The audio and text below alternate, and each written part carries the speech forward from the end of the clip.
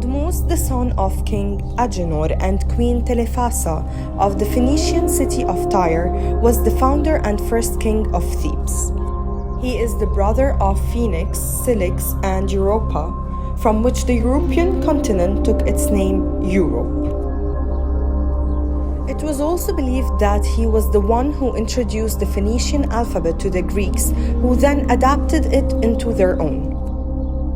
The myth opens by Zeus, the ruler of the gods, loving his beautiful sister Europa and kidnapping her.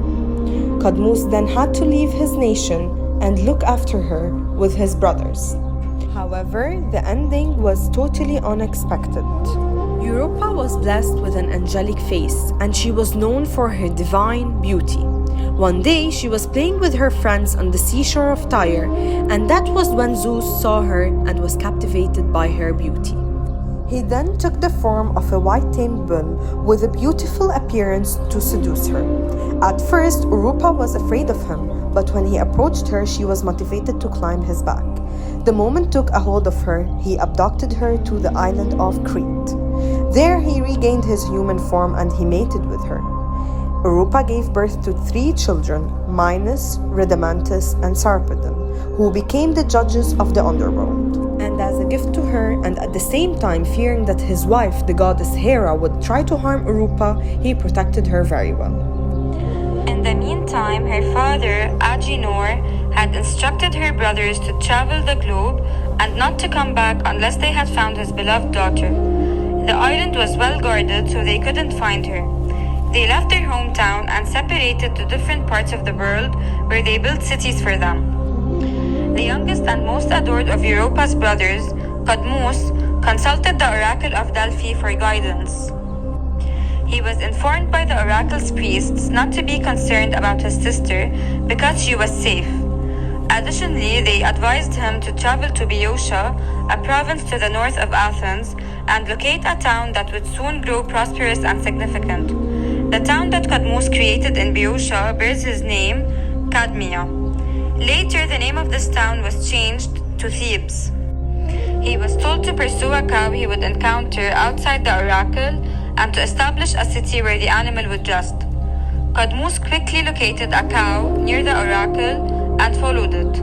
When the cow arrived at Boeotia, she crossed the Cephisus River's tiny stream. After locating the site for his new city, Cadmus made the choice to offer the cow as a sacrifice to Athena, the goddess of war. He sent his companions to search for fresh water to perform the ritual. However, his companions came across a ferocious dragon that killed them all. The dragon happened to be the son of Ares, the battle god. When his friends didn't come back, Cadmus went in search of them and soon found himself facing the dragon.